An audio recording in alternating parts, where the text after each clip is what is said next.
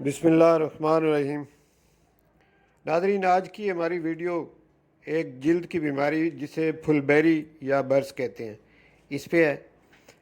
आ, इसको मेडिकल ज़बान में लिकोडर्मा या विटिलिगो कहते हैं। तो आज इस बीमारी की तफसील इस वीडियो में मैं आपके सामने रखूँगा। इस बीमारी को पूरी तरह से समझने के लिए या जो लोग इस बीमारी के अंदर मुब्तला हैं उन लोगों को ख़ास तौर पे मैं ये कहूँगा कि मेरी इस वीडियो को शुरू से आखिर तक गौर से आप सुने, तो इसके कंप्लीट सुनने के बाद आप इस काबिल हो जाएंगे कि आपको ये पता चल जाएगा कि ये बीमारी क्यों पैदा होती है, हमारी रोज़मर्रा की जो खुराक है उसका इसमें कितना अमल दखल है और क्या इसका मुकम्मल इलाज मौजूद है या नहीं है, और आखिर में मैं होम्योपैथिक मेडिसिन भी आपको बताऊंगा जिनसे कि इस बीमारी का काफ़ी हद तक इलाज किया जा सकता है। तो आइए वीडियो शुरू करते हैं। नाज़रीन, ये बीमारी जिसको लिकोडर्मा कहते हैं या उर्दू ज़बान में फुलबेरी कहते हैं, इसको विटिलिगो भी कहते हैं, इसको उर्दू में बर्स भी कहते हैं। इस बीमारी की वजूहात क्या हैं? अभी तक जितनी भी मेडिकल के शोबे में इस बीमारी के ऊपर रिसर्च हुई है उसमें यही बताया गया है कि ये बीमारी ऑटो इम्यून डिसऑर्डर की वजह से पैदा होती है और इसका मुकम्मल इलाज मौजूद नहीं है। लेकिन कुछ ऐसी चीज़ें हैं कि जिनको अगर आप अपना लें, कुछ ऐसा लाइफस्टाइल अगर आप बना लें खाने पीने में और साथ में होम्योपैथिक ट्रीटमेंट अगर आप करें तो काफ़ी हद तक आप इस बीमारी को कंट्रोल भी कर सकते हैं और इसे ख़त्म भी कर सकते हैं। तो होम्योपैथिक इलाज में मायूसी नहीं है। अच्छा, ऑटो इम्यून डिजीज़ होने के साथ साथ ये बीमारी एक वायरल डिजीज़ है, वायरस की वजह से पैदा होती है। इसके अलावा वो लोग जो धूप में ज़्यादा काम करते हैं उन लोगों को भी इस बीमारी के चांसेस ज़्यादा होते हैं। ये बीमारी है क्या, इसकी अलामात क्या है? ये सफ़ेद रंग के पैचेस स्किन के ऊपर बनते हैं और वो पैचेस क्यों बनते हैं उसकी वजह मैं आपको बताता हूँ। सफ़ेद रंग के पैचेस बनने की बड़ी वजह ये होती है कि स्किन के अंदर मेलानोसाइट्स ऐसे सेल्स होते हैं जो मेलानिन पैदा करते हैं। मेलानिन एक ब्लैक कलर का एक मादा होता है और इस मादे को मेलानोसाइट्स जो हैं वही पैदा करते हैं और इसी की वजह से हमारे बालों का रंग ब्लैक होता है मेलानिन की वजह से। और मेलानिन कौन पैदा करता है? मेलानोसाइट्स। तो मेलानोसाइट्स की ये सलाहियत जब ख़त्म हो जाती है कि वो मेलानिन पैदा नहीं करते, वो उसकी वजह ये है कि या तो उनकी डेथ हो जाती है और या उनका ये फंक्शन जो है किसी वजह से ख़त्म हो जाता है। तो फिर उस एरिया में जो मेलानोसाइट्स पाए जाते हैं वो मेलानिन की जो प्रोडक्शन है उस वो रुक जाती है उस एरिया में और वहाँ की जो स्किन है वो वाइट हो जाती है, क्योंकि वहाँ पे मेलानिन पहुँचता नहीं स्किन पे और स्किन वाइट हो जाती है। साथ में ये बालों में भी ये बीमारी हो सकती है कि बाल वाइट हो जाते हैं या बालों के नीचे जो एरिया है सर में वहाँ पे भी ये बीमारी फैल सकती है, वहाँ पे मेलानिन के ना पहुँचने की वजह से। अब इसमें ये है कि एलोपैथिक साइंस भी ये तो कहती है कि इस बीमारी को रोका जा सकता है, यानी जहाँ तक ये बीमारी जब नमूदार हो तो आप फौरी अगर डॉक्टर के पास पहुँच जाएं तो इस बीमारी को रोका जा सकता है। लेकिन जितनी बीमारी फैल चुकी है इसमें जो है डिफरेंट ख्यालात हैं रिसर्चर के। कुछ कहते हैं कि जो फैल चुकी है उसको तो नहीं कवर किया जा सकता, लेकिन इसका फैलाव जो है उसको रोका जा सकता है। लेकिन हमारी होम्योपैथिक मेडिकल साइंस जो है इसमें यह दावा किया जाता है कि जो बीमारी फैल चुकी है उसको भी ठीक किया जा सकता है, यानी दोबारा جو میلانوسائٹس ہیں ان کے اندر یہ صلاحیت جو ہے اس کو پیدا کیا جا سکتا ہے کہ وہ میلانین کو پیدا کریں اور اس ایریا جہاں پہ یہ بیماری ہے اس کو ٹھیک کیا جائے۔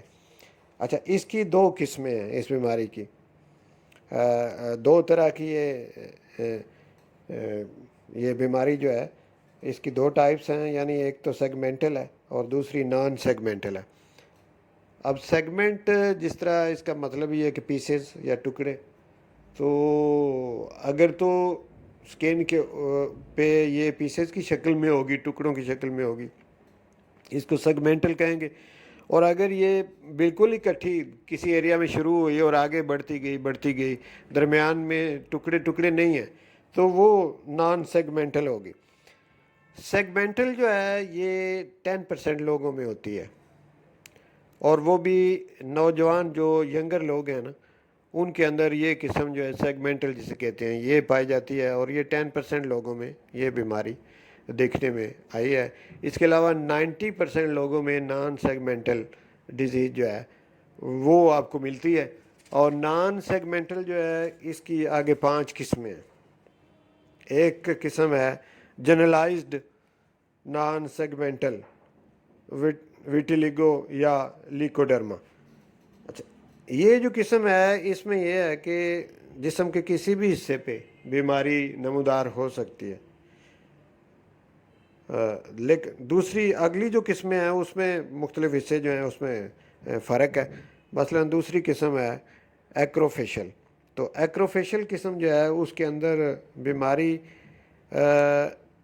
آپ کو ٹوز، فنگر اور آپ کی جو ہاتھ کی انگلیاں یا پاؤں کی انگلیاں یا انگوٹھا ہے وہاں پہ بیماری آپ کو نظر آئے گی، یعنی یہ جو وائٹ قسم کے جو پیچز ہیں یا نشان ہیں یہ ان ایریا میں ملیں گے، یا انگلیوں میں، ہاتھوں کی انگلیوں میں یا پاؤں کی انگلیوں میں یا انگوٹھے پہ۔ تو اگر اس ایریا میں یہ بیماری ہو تو اس کو ایکروفیشل کہا جاتا ہے۔ اس کے بعد تیسری قسم ہے میوکوسل۔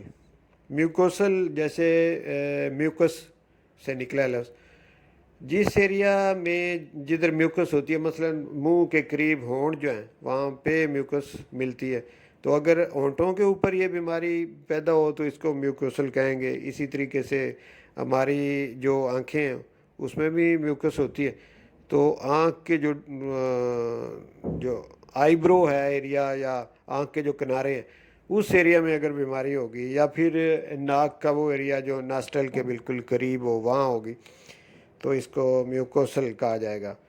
اس کے بعد چوتھی قسم ہے یونیورسل۔ یونیورسل اگر تو بیماری سارے ہی جسم میں ہو، سار سے لے کے نیچے پاؤں تک پورے جسم کے اندر پھیل چکی ہو، تو اس قسم کو یونیورسل کہا جائے گا۔